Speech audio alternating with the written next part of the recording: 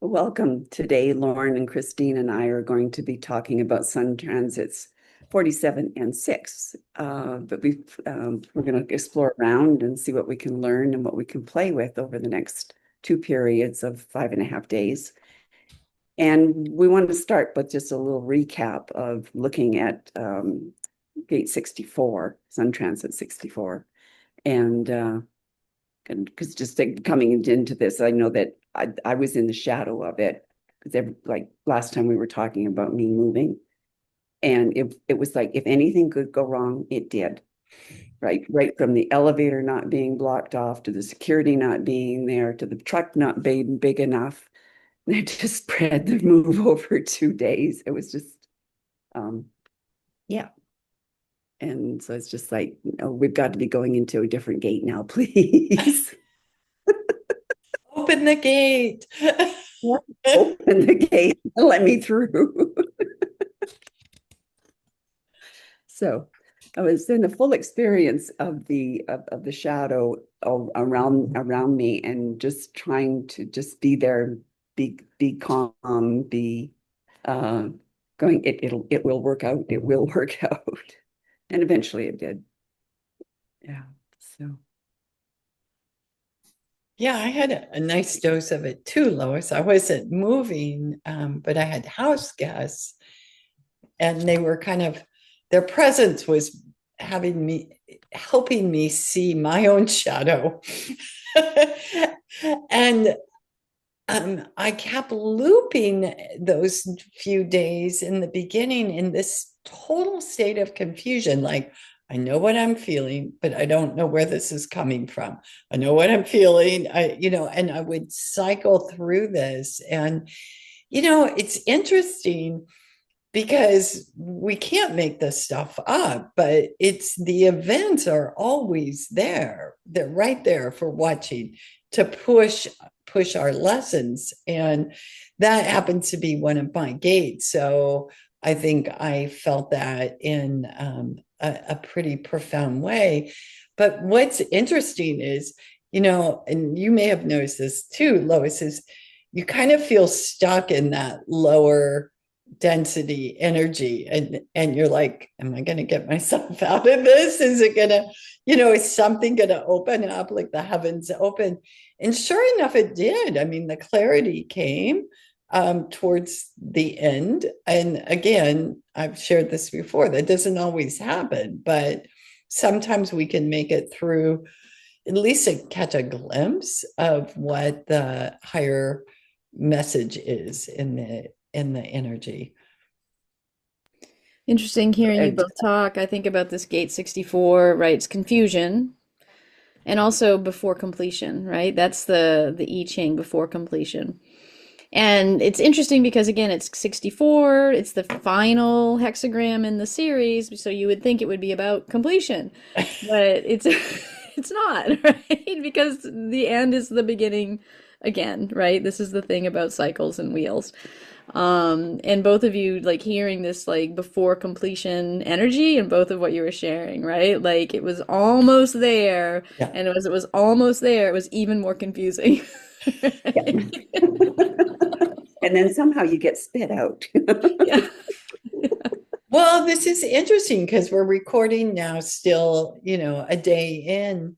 We're not quite in the next gate. Lois, have you felt this lighten up since yesterday? Yes. Yeah. Yeah. Yeah. It's like that sense of, get some, I don't know, control's not the right word, but some harmonies coming back into life. And so being able to just like appreciate like where we are, to like sit out on the balcony and just feel into the space, because they didn't feel like there was any room for that before. Yeah. Yeah. Yeah, you're all checking the chores off. I mean, what a profound experience during that gate, actually. Well, and it's interesting too, gate like 64, line 6, the final line in the all the various lines is victory. And so, right, like after all this confusion, something clears and you're like, oh, Yay. Right? It feels like a win. You so I thought that was really interesting. And it's also interesting because as we step into gate 47, which is where we start tomorrow, this is the only place in the wheel, and I hadn't really put this all together until we started, I did a little prep for this thing. It's the only place I think of in the whole mandala where the two ends of a channel come together side by side. So gate 64 is in this channel of abstraction. It's the mental pressure, it's in your head, and it's connected to gate 47. And so it's interesting, like just as we think we're leaving this, before completion energy, we're actually still going to be a bit in this kind of space, which is the 64, like I said, is straight up confusion. It has a mental pressure to figure things out about our experiences, right? It's very tied to our emotional solar plexus in our design, and it wants to understand experiences of the past. And gate 47 is realizing, right? And it's this energy of like being confused, looking at things, trying to think them through, trying to figure things out. Like this is the quintessential figuring things out energy. And so the gate 47 is in the Ajna, right? This place where we're conceptualizing all this mental pressure. And so this week we'll be in that energy, the one time that we'll have really been up close and personal with this particular channel so directly. Because mostly they're all scattered throughout the wheel. So I just think it might be interesting to think about like what are you trying to make sense of? What are you trying to figure out? What experiences do you find yourself returning to in your mind? Because I suspect there's going to be a continuation of probably what started up this past week for most people. Hmm. So yeah. A continuation with more pressure or a continuation with more clarity, Christine? Let us Hopefully more know. clarity. This is the clarity side of this channel. Great. But when I was looking at Richard Rudd's work, it's like so much of it was about all this trying and pushing, and that isn't the way to get there. It's actually the sitting back and allowing and waiting, for things to unfold or to reveal themselves. And so all this trying, all this efforting really gets in our way. Yeah, I could attest to that.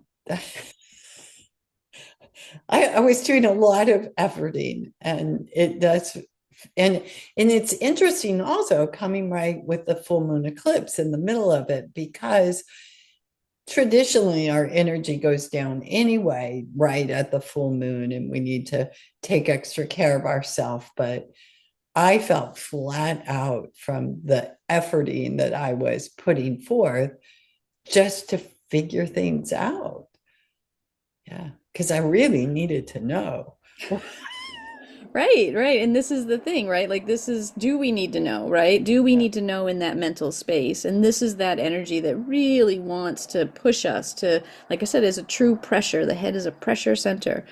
And so just being aware of this extra feeling of there's going to be a little less pressure this time. Again, it's the other side of this channel, 47. But 47 in its shadow, through the gene keys also carries this feeling of oppression, right? Because this idea of our past experiences somehow lingering within us and not understanding them and not knowing what to do with them and not knowing how to go forward, right? Again, from this mental space, it can feel like the world has, dealt you a bunch of blows that weren't fair, right? And you can feel oppressed by that. And so this energy also lingers in this space in the next few days. And of course, the gifts in the cities are very much about taking that oppression. All of our hardships, of course, are here for us. We're here to learn through them. How do we transmute them, right? And so we can move beyond them. So those energies also exist. So there may be those things that you notice where things that have been feeling heavy or confusing or limiting in some way, all of a sudden lift. All of a sudden you see like, oh my gosh, I totally was looking at that in one way and now I see it a completely different way. This feels so much better, right? Or I feel so much lighter. So that is also a huge possibility, I think, in this time. But there's a lot in facing our fears in this too, like the things that we're worried about, the things that we think are going to go wrong. And that when we actually get into facing those fears, quite often it isn't what we thought it was going to be. And it had me thinking about like years of having very specific, difficult dreams, and through those dreams having to face these fears. And there's one particular sequence where I was constantly going down into a dark space and always afraid to open a door. And then when I actually got through and opened the door, I was like, well, really? You know, there was nothing here to be afraid of. And so realizing that that shows up again and again and again in our lives. It's like, yeah. Yeah. I'm still thinking I'm still in last week's gate. Well, you're still we're still going to be connected to last week's Yeah. gate in a much more unusual way than we normally are. So it is kind of interesting. And Yeah. also we're coming up to the equinox, right? To the fall equinox. So this is kind of a time period too. Like we talked about this trying energy and this kind of tiresome, like this is also just on the larger scale, also a shifting time of energy as well, right? Moving into this fall, this autumn, weather, autumn lifestyle, shifting out of summer mode, all of that stuff. I think we're feeling a lot of those things all at once. Mhm. Oh, I was just thinking of in Hilary Barrett's work in I Ching, when we look at, in her translation of I Ching, when we look at gate 57 or hexagram 57, she asks, I think, a very interesting question is, what if you could only rely on yourself? And I'm thinking about that in the way that you're explaining this gate, Christine, of this, because that question kind of takes you back to that up in your head trying to solve it all by yourself.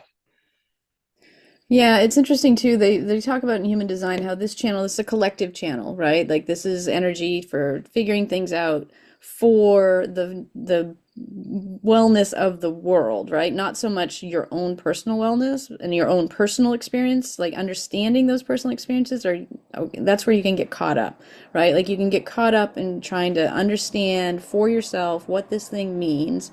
Whereas ultimately, the energy really wants to be like, okay, what did you learn from that, and how can that be shared with other people in a way that's useful, right? And so, like, it's similar. I mean, I think about her approach to the same energy is also really interesting, right? Like, what is this, relationship between the self and the other, and the self and the collective, and how do we balance that? One other interpretation I saw in the I Ching was that the wise people don't, like, they bend under pressure, but they don't break.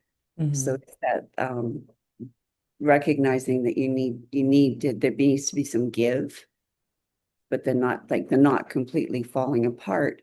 And I know that like there was one aspect of I think it was the repressive nature of related to this gene key, is that there was just that breaking and just giving up. Yeah. And so like sort of just falling through the cracks that way, and which would be that inability to deal with the world, because like you said, this is a worldwide energy. So if it's too much for people, it made me think about all the homeless people and like what was so difficult about life, that this is somehow better. But there's aspects of this gene key that help me see that maybe it's just too much for some people. Yeah, it's interesting you say that, Lois. My oldest son, has just this one gate 47 in his head in Ajna. He has no other activations. And I can see this kind of like this trying to figure things out, this kind of rumination, and also how exhausting it can be, right? Like I can see him just there are long stretches of time where he just gives up, right? He gets away from all people, he puts his social media on hold, he doesn't charge his phone, right? Like he just can't take any more stuff coming in, because I think it's so like he's got so much up there already that he can't already figure out that he can't take any more stuff in, right? And so Yeah, I think about that, like this kind of mental, again, mental pressure. So this is a great for, 5 days to really try to pay attention to your embodied responses to things and less about what might be going on in your brain, right? Because there's going to be so much extra energy out there in the world trying to push you to make mental decisions, to be thinking about things from a mental perspective and trying to really tap back into like, all right, whatever, close that off for a minute. How do I actually feel in my body? Yeah. There's something about, and neither of you have said this word, but there's something about sovereignty here that's coming up for me, and autonomy. And I think, often this energy, the low density, is about oppression, but we can be our own oppressor.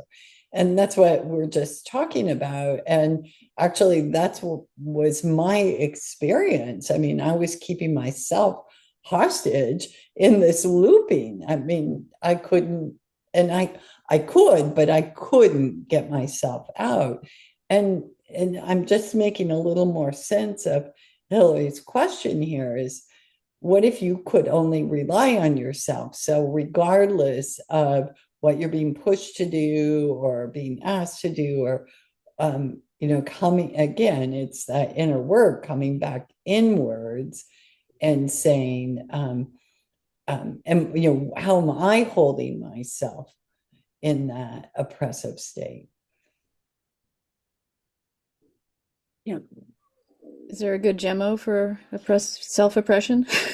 Yeah, I mean, I really think about Walnut in this again, and it feels a little too obvious in some ways because Walnut is about sovereignty and autonomy, but I think the beautiful thing that the Gemmo can offer is freeing yourself from any oppression you're holding yourself in. Because what happens in the acute state where we need Walnut for our nervous system, we isolate ourselves and we pull ourselves away from everyone because that's the only way we can feel our autonomy. We can't feel it when we're with others. And I think this gate is offering us this opportunity to be autonomous, but with others, and then taking action there to go through those stages of transmutation into transfiguration. So you feel like Walnut would kind of fortify you to be with others in this? 100%. Okay. That's exactly Okay. the case. And I mean, we can't just ignore everything that's going on in the world right now during this gate. And I sense we're going to feel it really turned up loud during those 5.5 days, which can be for anyone's system already, tapped to its nth degree. I think every bit of resourcefulness that you can have to be able to stand fortified. I like that word fortified, Christine. I think that's exactly the truth of what it could offer. And if you can't get the Gemmo, go find a walnut tree. Hold on. Yeah. Any tree, probably. Just be with a tree. It can't hurt. No, it never hurts. You never regret hanging out with a tree. Oh my God, I love that. There was something you said, Lauren, about I couldn't get out. I could, but I couldn't get out of what was going on. And sort of in that aspect of sort of creating our own private hells for ourselves. And this made me think about Byron Katie's work.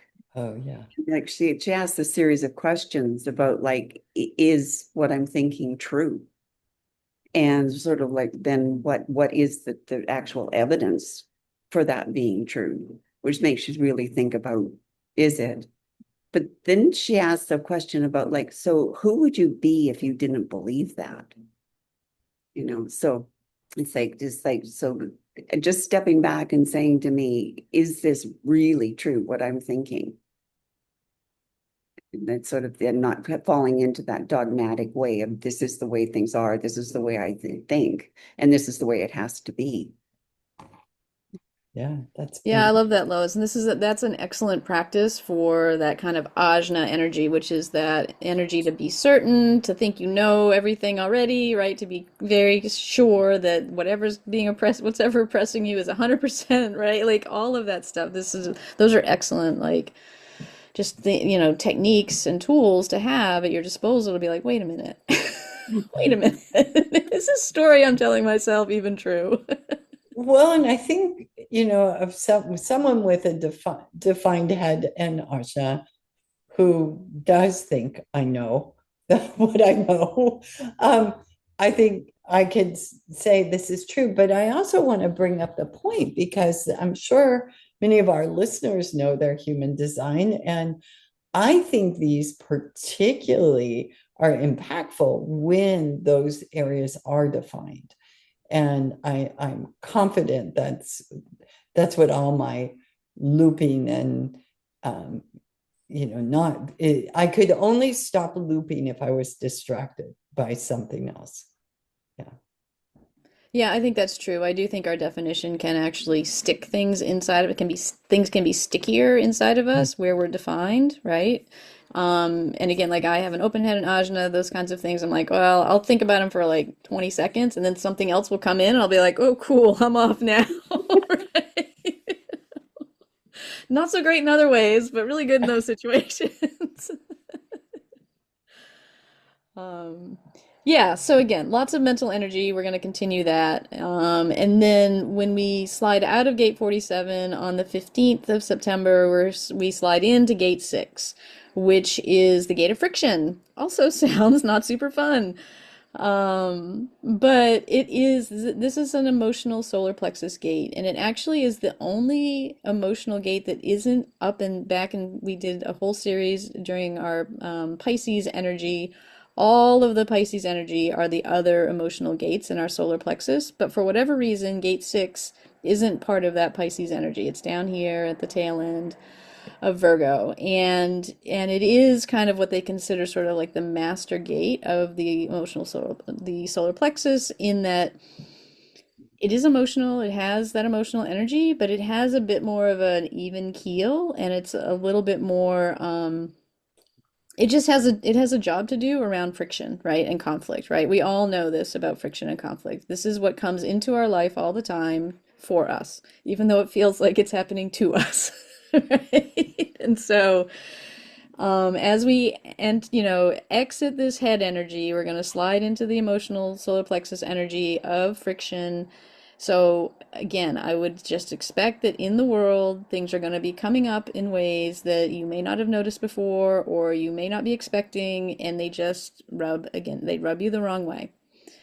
And all I can say is I talk about this gate as the pearl, right? There's a reason that we're being rubbed the wrong way. There's some lesson in it. There's some challenge that we are able to meet, right? It may not be fun, but we can do it and we're here for it. And we should do it actually, because again, like this is a time, just like I said, this is a time of the year. We're switching out of a bunch of energies in the mandala. We're ready for some new experiences. This is all about experiences.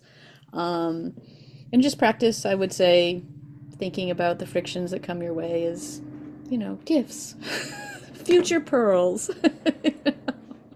No matter how much it hurts. But like we wouldn't like humanity wouldn't have evolved in any way without friction. Because it's those rubs the wrong way that make us change things.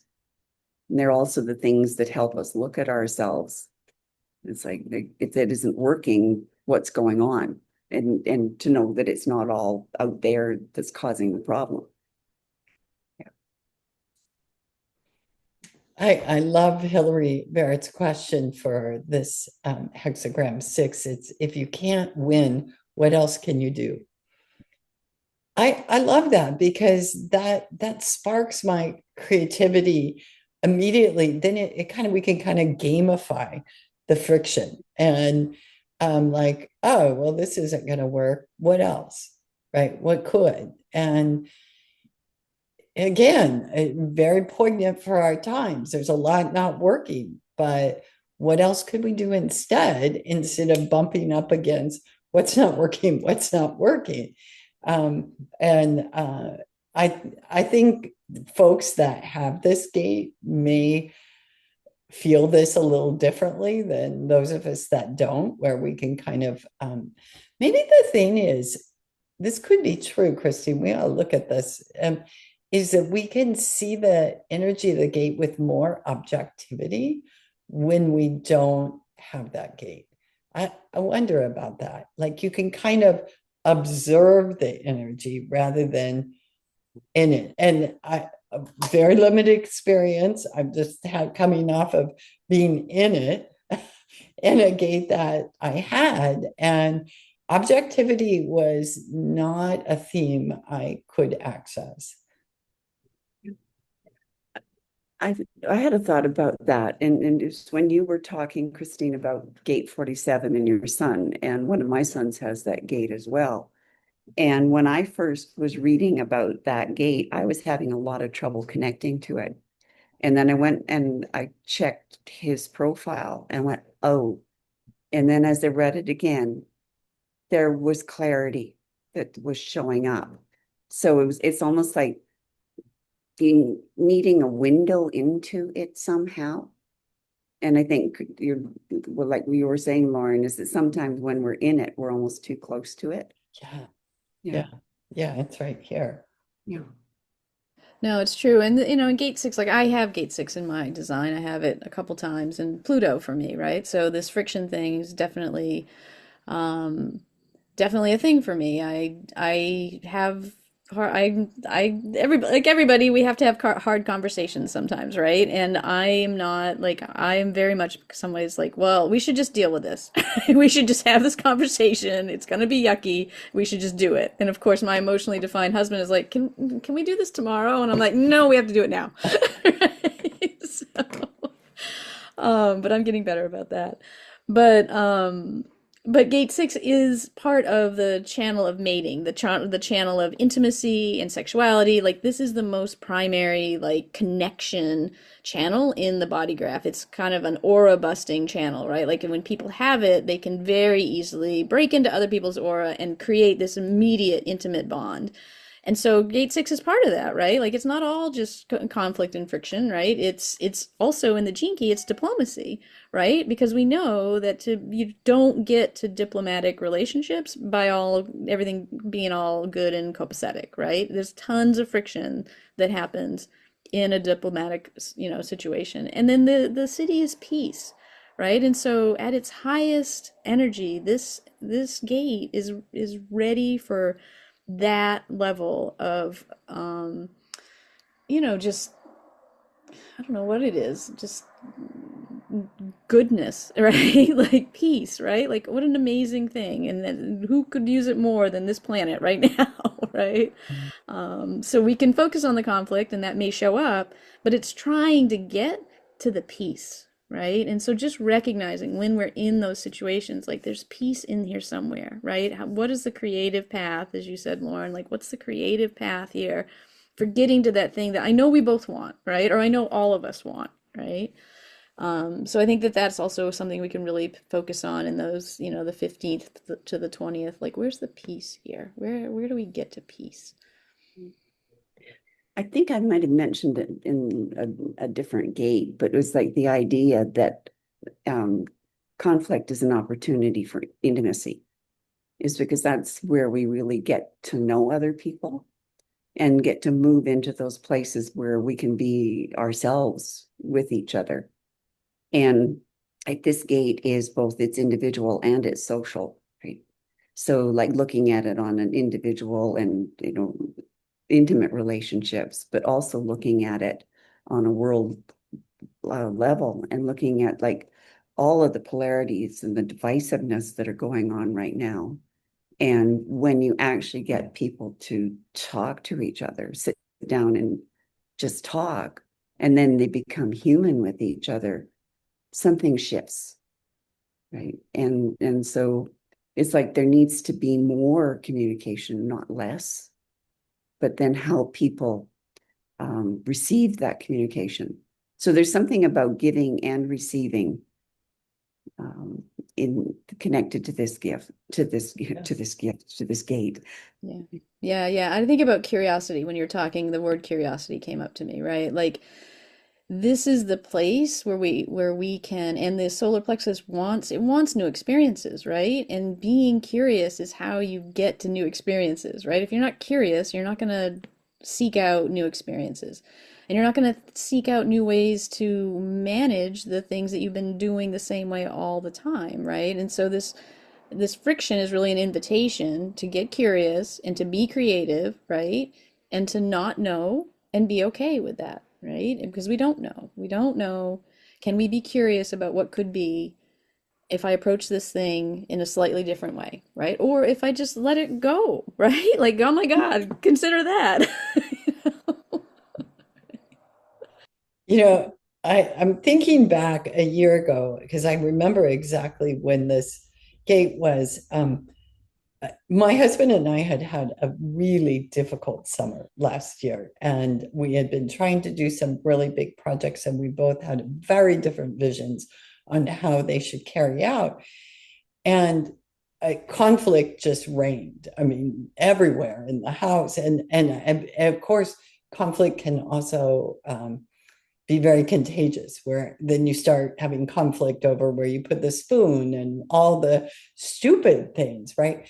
And so we had this great pause because he went away, but he came back. He went away to visit his mother. I didn't send him away. He came back and on this week last year. And I can remember thinking, oh dear, oh, what is this going to be like? And it was actually super cool because we got really creative within this time. And, you know, I use the term gamify, but this, we came up with this idea is what's the tiniest island we can agree on to stand on together? What is the tiniest island? Oh, I know what are we going to have for dinner tonight? Like, oh, we agree on that, right? And it was ridiculous, but it was super helpful because every day the island grew a little bit. And, you know, once we started seeing that there was more really that we agreed about than we didn't, it'd be wonderful. I'd love to be a diplomat and share that with what's going on. But it was super powerful. And I have to say, I think the energy of this gate and him returning about that time helped open up that space. Makes sense. I think too in there's something about opening our hearts. Yeah. You know, and just like letting go of a lot of the where'd you put the spoon and that kind of thing. And there's a book that I read about marriage years ago, and it's been long enough ago I can't remember even the author's name. But one of the things he said about like long-term relationships was just like to keep opening your heart and opening your heart and not getting caught up in the minutia of things. And so I think that would be a real practice, whether it's in an intimate relationship or it's, you know, somebody from a different community that you don't understand. I think just like to open your heart and look at them as people. And there are times like Deepak Chopra will talk about, you know, people are doing the best they can from where they are. And I'm going like, really? Do you think so? Sort of trying to bring in some of that. Yeah. Yeah, no, that's true. And I think also like it is this gate six is looking to the solar plexus, right? Which is, I'm sorry, the gate six is looking to the sacral center, which is, it is our life force energy, right? And so being open to the life force as opposed to shut down to it, right? And so there is a real opportunity, I think, in this time to just keep that in our minds too. What is my life force energy calling to? What is it being, you know, drawn to? What am I open to? Can I be open to this experience, this new experience that may feel not great? What is it? What is going on here, right? Can I not shut it down without knowing and without investigating what it might have to offer, right? And so I do think that that is true. Like you said, heart. I mean, from a human design perspective, like I said, this isn't technically heart, but it is that real deep inner knowing of the life force. So yeah, super interesting. Well, It's interesting. You said, oh, sorry. There was go just ahead, one. Lois. No, there was just one thought about what you said about it being uncomfortable. And I think that applies to both these gates, 47 and 6. Mhm. And it's like to being able to sit with the discomfort in both of these periods of time. Yeah. Well, and I have a Gemmo to help with that discomfort. I think silver lime could be super helpful. Silver lime is the extract of reconnection, and that will help us reconnect with the other, reconnect within ourselves, and access that sacral energy that we have. I think it can also, there's something about silver lime and it easing movement and around conflict that feels really special to me. The silver lime tree creates this lovely area of biodiversity underneath it. It is a tree that harbors the most biodiversity growing under it. And so it's quite welcoming. And then within ourselves, that bringing it all in and having it all connect, I think could be really useful. I love that idea of the silver lime tree as this channel of intimacy because I totally feel that whenever I'm around one of those trees, it is like I love all trees, but there's definitely different energies in different trees. Like pine trees are just like I'm doing my thing, right? But the silver lime is like, come hug me. Yeah. So that's a nice. Maybe I should do that. Can I get a tree for each of the channels in human design? That would be super interesting. Sure. Yeah, I like that. Challenge. Yeah, exactly. Any other things that we need to cover or things that came up in any of what we talked about? No. Like I said, I do think like this is a time, all the times are like these times, right? But it is a time where there is a shift of energy beyond just this sun transit that we're looking at, right? We have this eclipse, that just happened yesterday. That's got some energy around it. We've got this changing around the equinox. There's just stuff, right? And we know it, and it's just going on.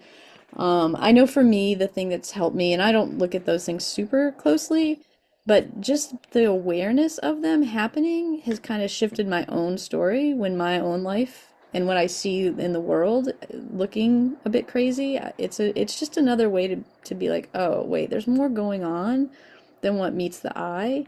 And there may actually be reasons for these things. And some of them, who knows, could be good. We don't know, right? We really don't know. So just keeping open to the possibilities, I think, could be really just a fun, or maybe not fun, but a good practice in the next 11 days or so. So an open head and an open heart. Yes, there you go. Perfect. All right. Looks like we've come to the end again. So thank you for being with us, and we hope we see you next time.